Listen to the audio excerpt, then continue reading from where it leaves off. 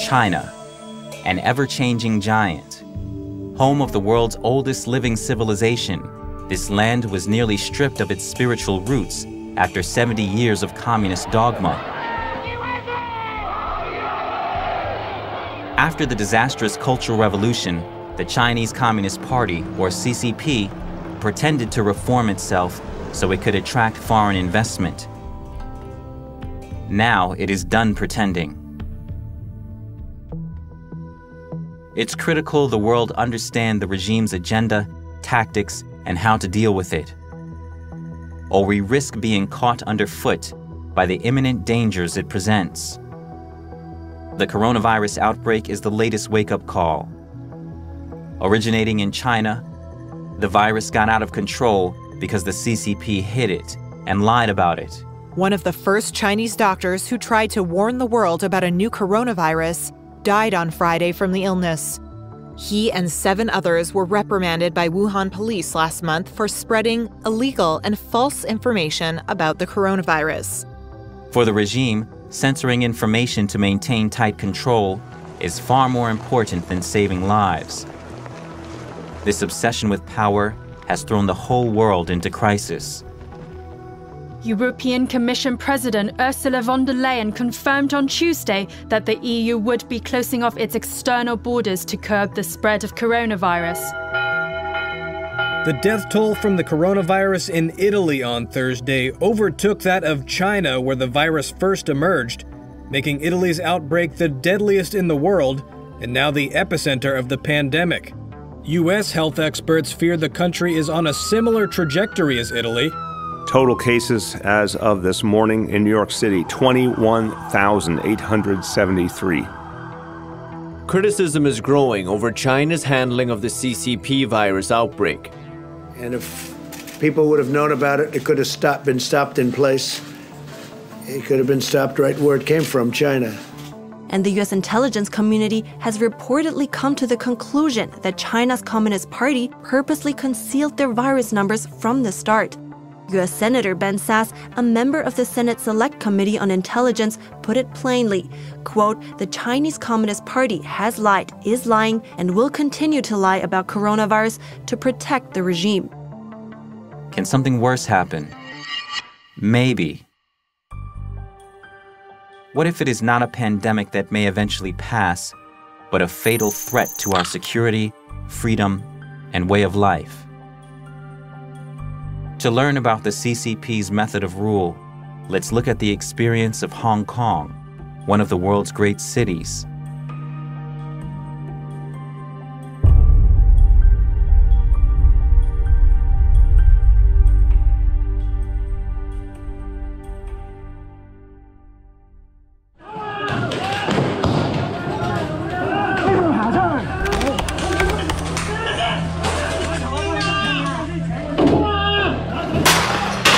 Hong Kong's Polytechnic University was in flames on Monday as police laid siege to the educational institution turned fortress. It's 40 miles from communist China, the CCP, and they feel it. President Xi Jinping made it clear we firmly support Hong Kong police in strict and rigorous enforcement of law. Don't test our bottom line. And if we have to respond, I believe the only option is to use deadly weapon. It looked like they were going to run over some patriots. We've got the M16s ready to shoot, ready to fire. Police just use the gun to shoot us, and there is the rule is that all the people want to escape. They don't have the warrior culture here. They're super peaceful here. Generally, they like to go to school, make money, that sort of thing. Super civilized. Hong Kong was once one of us, free and vibrant. It shared the core values of other liberal democracies. But after the handover, its freedoms have come under the CCP's constant encroachment. Hong Kong is different from a lot of the fights going on in the world. It is the large majority of all of Hong Kongers fighting against communist China, really, in the end.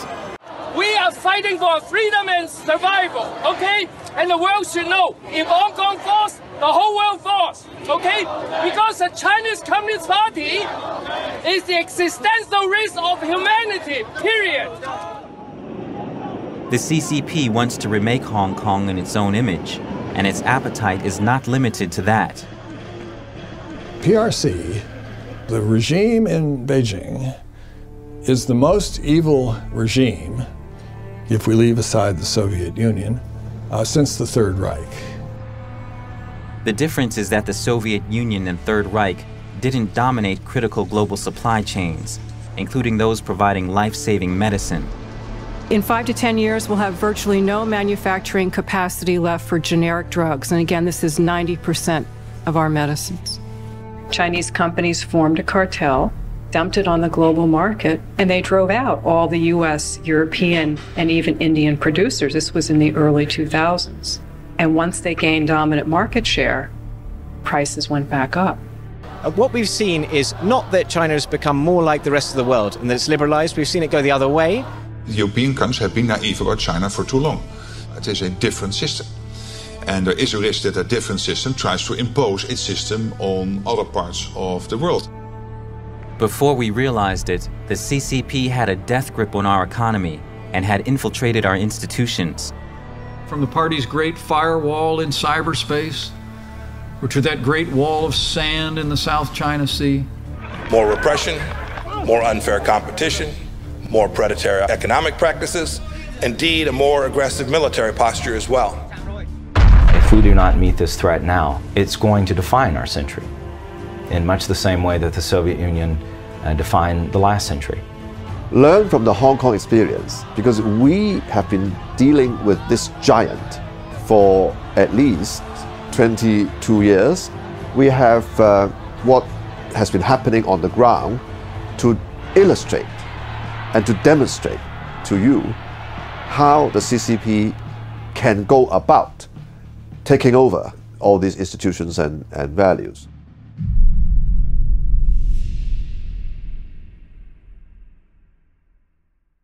In 1984, the CCP made a promise to the world. One country, two systems. Hong Kong people ruling Hong Kong. In 1984 or before that, during the Sino-British Joint Declaration, most people were really afraid of the Chinese Communist Party. And then the strong man Deng Xiaoping, he understood that. He said, yes, Hong Kong will be handed back to China in 1997.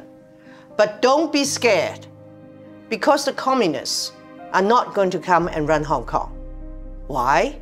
Because you will have one country, two systems. One for the mainland, one for Hong Kong. So you will have your capitalist system, your freedoms, your rule of law, your personal safety for 50 years after 97 until 2047.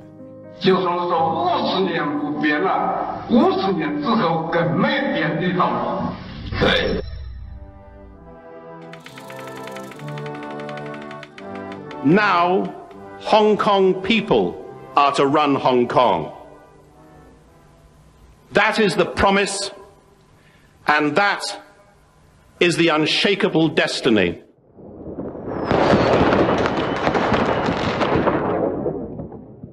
To the CCP, Hong Kong is a mixed blessing. It is crucial for China's international trade and foreign capital raising. But its aroma of freedom and persisting memories of the CCP's brutalities are considered poisonous to the CCP's ruling of mainland China. In 2003, 6 years after the handover, Beijing tried to pass Article 23, an anti-sedition law, in Hong Kong.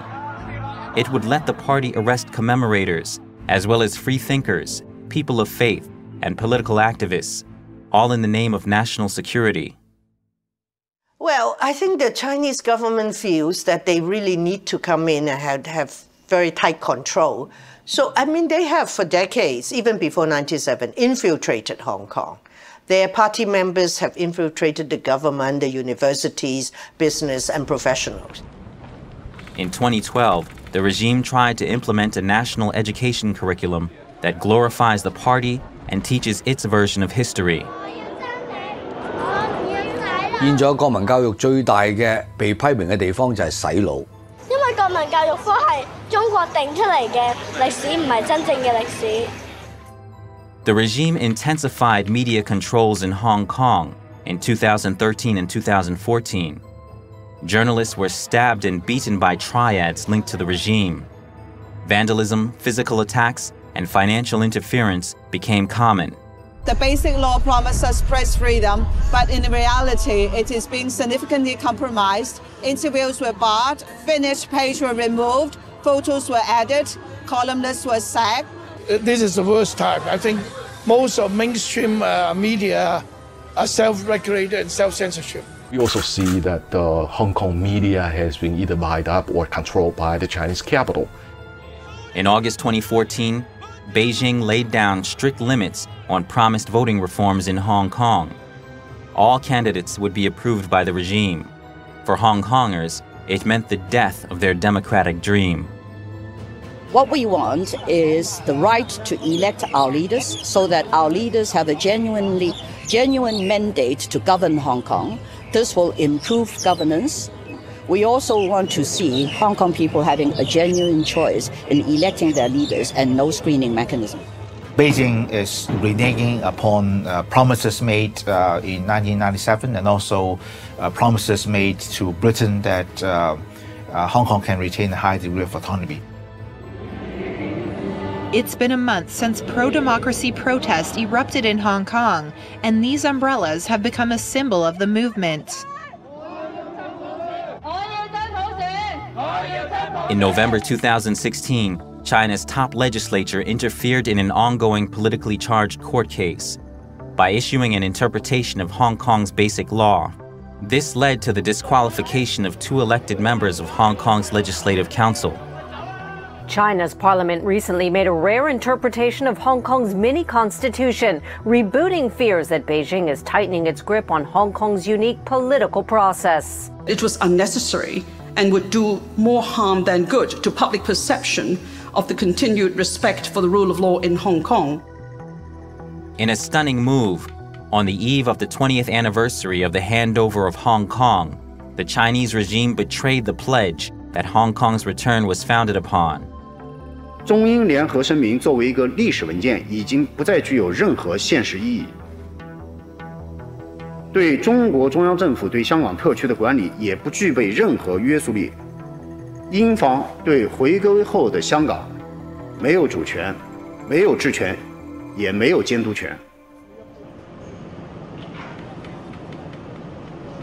In 2019, under Beijing's urging, Hong Kong's chief executive tried to push a bill that would allow the extradition of Hong Kong residents and visitors to China. Over the 22 years after reversion of sovereignty in 1997, there have been time and again many breaches of the basic law, but not as seriously as on this occasion when they tried to send us back to stand trial in the mainland. This is a very important piece of legislation that will help to uphold justice. It would allow for the extradition of basically anyone that Beijing doesn't like. There, those extradited would be subject to the CCP's judicial system, which remains an instrument of control for the regime. Massive Hong Kong protests broke into clashes with police Wednesday as riot officers let off rubber bullets and streams of tear gas. You shoot the journalists! It's still Hong Kong, not China. You can say that this is the last straw off the camel's back, which triggers a very deep awakening on the part of Hong Kong people, because it affects every person who is physically in Hong Kong, including even foreigners. As happened before in China and Hong Kong, triad members seem to act on the regime's orders, attacking citizens and instilling terror. Hong Kong's political crisis has taken a violent new turn. This graphic footage came from a reporter who live streamed the attack at a rural train station Sunday night. After weeks of clashes between demonstrators and police, the spotlight has shifted to the territory's shadowy criminal network. Authorities say 45 people were injured in the attacks, with one in critical condition. Witnesses said police left Yunlong Station when the violence started and then never responded to repeated calls for help. 前前後後起碼超過1個幾鐘頭。我對於警方係完全冇派人去嘗試控制個局面呢，係表示極度憤怒。More than apparent collusion between the police and the triads in that neighborhood, inexplicable. And the idea seems to be one of to shock, to awe, to terrorize. The terror rose further when police began random beatings. 我見到嘅係有警察嚟嗰一下，每個人都好驚警察，竟然係點解佢哋嚟咗往中環呢個車卡去襲擊我哋？然後佢係冇行過嚟問你係邊個啊，都冇做過任何佢去詢問嘅過程，佢就係拎住佢支棍，拎住胡椒噴霧打人、襲擊人、噴人。一班應該要保護緊香港市民嘅人，最後令到香港市民受傷嘅人，點解會係一啲要保護我哋嘅人去令到我哋受傷呢？香港嘅警察咧係採取咗一個新嘅方法，所謂止暴制亂，就係咩咧？叫做震懾效應。震懾效應係咩咧？佢唔介意俾傳媒影到佢哋呢啲過分極端嘅震暴手法，佢調翻轉佢係要你影到添，然後同時通過呢啲嘅社交媒體啊或者電視台嘅畫面嘅傳播咧，係震懾咗大家唔出嚟，特別係針對咧越後生嘅所採取嘅手法越極端。其實而家直接指揮緊香港警察嘅應該唔係林鄭月娥，咁我相信就係呢個所謂政法委啦、國安公安嘅系統指揮緊香港警察，所以先至會咧係用一種更暴力、更兇狠嘅方式去鎮壓呢個香港嘅示威。One protester was shot by an officer at close range, leaving him bleeding and howling on the ground. Police in Hong Kong opened fire on anti-government protesters Monday morning. Local media report at least one person was hit. Video footage showed a protester lying in a pool of blood, his eyes wide open. This week was the first time officers used force on campus grounds. For hours, they fired a barrage of tear gas, rubber bullets, and water cannon. On university campuses across Hong Kong, thousands of students dug in on Thursday. Surrounded by piles of food, bricks, petrol bombs and other homemade weapons, they're waiting for what happens next amid the city's escalating violence. Clashes between Hong Kong police and protesters have continued to escalate over the weekend. The city's Polytechnic University has now become the epicenter. Hundreds of protesters are still holed up at the Polytechnic University in Hong Kong after an intense two-day confrontation with police. Arrests have been made throughout the day as anyone who tried to leave the university was either pushed back by tear gas or arrested immediately. Some left through daring escape attempts. For those who have escaped, Hong Kong's police has a message. Let me tell you this, you can run, but you cannot run forever. Just like the day before, a man that was identified by us has been arrested. Criminals that have escaped will eventually be captured. 香港保安局局长李家超公布了警方统计的数据，指今年从6月到9月的自杀案件共有256宗，比2018年同期多出34起，而发现尸体案件为2537宗，比去年增加311件。Many of the victims are young protesters with questionable details surrounding their deaths. Christy Chan was last seen in late September on her school campus. After she went missing for 3 days, her naked body was found at sea. Police dismissed critics' claims that Chan died at the hands of the police force, saying there was nothing suspicious about the teen's death, calling it a suicide. 之前，一名蒙面港警在接受韩国媒体采访的时候，披露多个警报内幕，包括陈彦霖浮尸案、721元朗恐袭案，以及警察涉嫌強姦示威者等個案。好似啱所講，因為全裸嘅浮屍太少見啦，實在。即一開始其實警察內部係懷疑係謀殺，跟住之後向公眾公開嗰陣就話係屍體發現咁樣。佢內部淨轉埋嗰個調查方向轉喺度屍體發現啦，即係禁止內部以謀殺方向去調查。民眾能夠普遍能夠感受到這種自殺是不尋常的，而且是年輕人，有的是撈起來都是背包，就是他的打扮都是黑衣服，勇武的那種打扮。那人們普遍感覺到恐懼襲來，感覺到中共讓你意會到這是中共幹的，他故意讓你意會到是中共幹的，但是沒有證據，警察說沒可疑，但是他也讓你感覺到這裡的很多破綻。就是說，不是一單兩單，是這個時候密集發生的這些事情。So we're here at the Epoch Times print shop in Hong Kong. Just this morning, 4 masked men entered the print store at about 3:30 a.m. with gasoline cans and actually threw gasoline down on the floor and actually lit the print shop on fire, either in an attempt to burn the whole place down or as a threat to the people working in here. The Epoch Times is one of the only Chinese language papers and papers around the world who report very accurately with an in-depth knowledge of the Chinese Communist Party. 攻击印刷厂那一天呢，11月19号也是大举安发表九评共产党社论的15周年的日子。大举安的九评共产党社论呢，触发了中国大陆的一场精神运动，就是退党潮。现在目前超过3亿的民众，中国民众用化名的方式退出中国共产党的这个相关组织。那中国共产党對大紀元的這種恐懼和這種憎恨啊，就不言而喻了，都看得到。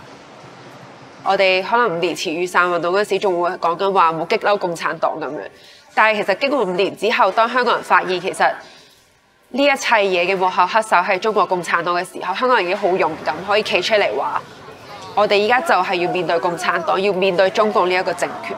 咁我諗呢個已經唔單單只係某部分抗爭者嘅民意。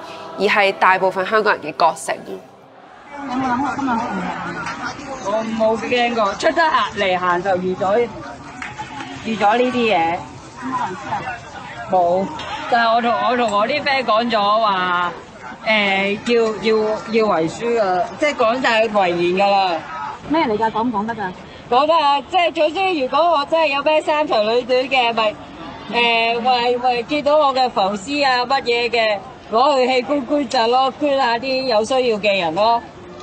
次次出嚟死就預咗死㗎啦，講真句。但係不過冇辦法啦，為香港一定要贏㗎呢場仗。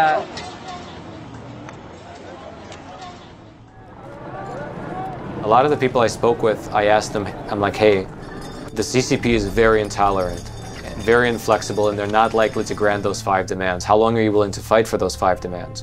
And almost everyone I asked to, dozens of people, they said one of 2 things: until I die or until they're met.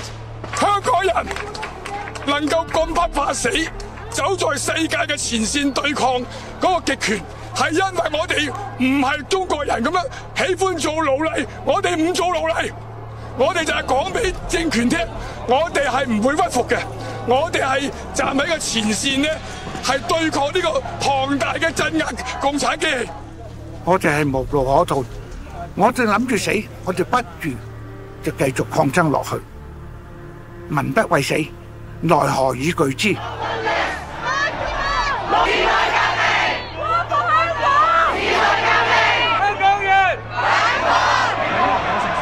Well, I've seen other conflicts, whether it's Nepal or Afghanistan, Iraq, Philippines, Thailand, quite a lot years, and this is the only one that I've seen that amounts to Poland on the geopolitical gravity of the situation.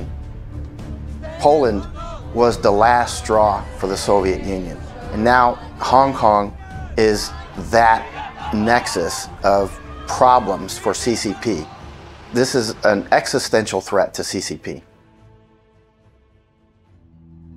The CCP has made many promises.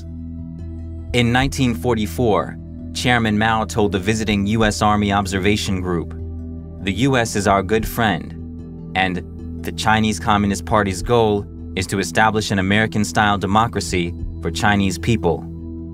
The American officers spent a year in Yan'an assessing the communist organization and their military potential. With full U.S. government approval, the Americans instructed the communists on strategy and weaponry. I think at the time that they were a democratic force, that they were a popular force, and they had a popular support. 5 years later, the CCP ruled China. Soon, Chinese soldiers were fighting U.S. soldiers in Korea and Vietnam, where over 95,000 U.S. soldiers lost their lives. Chinese people suffered far worse. Since the CCP took power, 80 million people have died from its policies and political campaigns. Despite its ongoing brutalities, in 2001 the CCP was granted entry to the World Trade Organization with the promises of reducing trade barriers, opening up markets, protecting intellectual property rights, reforming its legal system, and respecting human rights. A decade later, the U.S. Congress examined the CCP's compliance with its promises.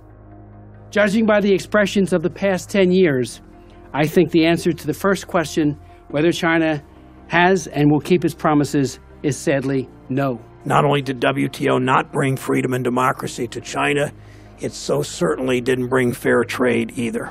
Given its size and economic influence, China's refusal to abide by many of its WTO commitments not only harms the U.S. and third country economic interests, but threatens to undermine the legitimacy of the WTO and the international rules-based trading system. Thanks to the CCP's entry to the WTO, it now has a global chokehold on the manufacturing of medicines and medical supplies. In early March 2020, in the midst of the coronavirus crisis, China's state-run Xinhua news agency published an editorial targeting the U.S. Is the Chinese regime preparing to blackmail the U.S. over pharmaceuticals? The Communist Party is hinting it could withhold face masks and medical supplies from the U.S. as a form of leverage on other issues. The coronavirus pandemic is highlighting America's deep dependence on China for medical supplies. Since 2013, many countries have been enticed by the CCP's Belt Road Initiative, a global infrastructure development and investment strategy. China has positioned itself as an advocate of globalization and says its policies help the developing world. The aim of building the Belt and Road is to work together to face the risks and challenges facing mankind, realizing win-win cooperation and development together. Over 60 countries in Asia, Europe, Africa, and South America have bought into this vision. 中日两国政府关于共同推进丝绸之路经济带和21世纪海上丝绸之路建设的谅解备忘录。I strongly support President Xi's ambition to have mutually beneficial free trade agreements in place. The BRI initiative is something that will benefit the region and the world at large for decades and probably millenniums to come. However, as the truth of these glowing promises was gradually unveiled, enthusiasm dwindled. Die Forderungen der Europäischen Unionsländer, solche Stichworte wie freien Handel, Level Playing Field, gleiche Bedingungen aufzunehmen, dass diesen Forderungen nicht nachgekommen wurde. Critics of Belt and Road say it traps some poor countries with debt that could put their sovereignty at risk. These Chinese institutions are lending to countries often with very opaque agreements that no one knows the terms of until there's a bankruptcy or a failure to deliver, to pay back the terms of the loans, often with corruption taking place and outright bribery of local officials for projects of dubious merit that don't use local workers or local materials, but really are almost at the exclusive advantage of Chinese lending institutions, Chinese industrial overcapacity, Chinese labor access, with ultimate Chinese political control strategies and objectives over many parts of the world. Do not accept foreign debt that could compromise your sovereignty. Protect your interests, preserve your independence, and just like America, always put your country first. With its growing clout, the CCP has bared its claws.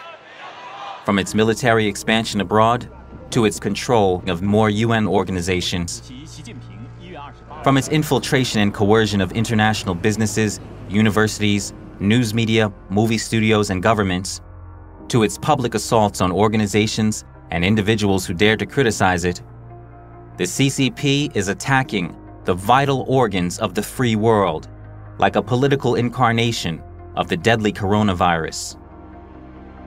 They're using our institutions and our norms and our values against us in ways that we hadn't necessarily envisioned towards their own authoritarian agenda. This is part of a persistent effort by Beijing to rework the international order to its advantage.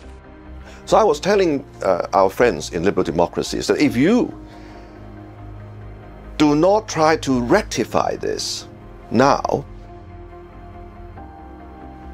given, say, a decade more, you will find yourself to be completely helpless and you will be at CCP's mercy. If you do not act now, what Hong Kong experienced and went through in the freedom movement during the last 6 months could easily be your fate in the future. So it is, to put it shortly, today's Hong Kong can be the world's tomorrow if you do not act now.